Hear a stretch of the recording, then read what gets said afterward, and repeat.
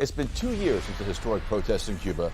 Hundreds took to the streets calling for a change. Some of the people who protested coming together once again, this time right here in South Florida. Local 10's Hatzel Vela is live in Little Havana with their message. Hatzel.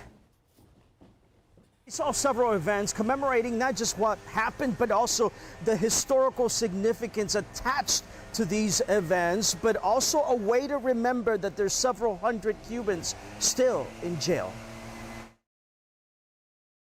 First time she shares her story, one of thousands from Cuba, from those who took to the streets. She talks of the fear for simply doing what many of us take for granted, freely protesting her government. Just one of several events today commemorating 2 years since the historic protest on the island. Some say July 11, 2021 changed Cuba forever. Another event, the Justice Cuba Commission, had participants from 10 countries who have heard testimony from inside Cuba.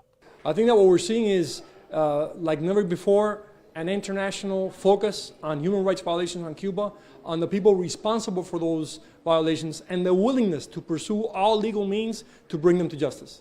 Following the protests, human rights groups say close to 1,900 Cubans were detained. More than 780 remain in jail, 911 were prosecuted and sanctioned, and about 90 are in exile. Governments, human rights organizations continue to call on the Cuban government to release all political prisoners. Let's remember that since those historic protests, 2% of the Cuban population has left the island. No surprise, the Cuban government blames the U.S. government for the protests, but at this point, so far, have not shown any evidence to back that up. We're now reporting live from Miami's Little Havana neighborhood. I'm Hatzel Vela, Local 10 News. Hatzel, thank you.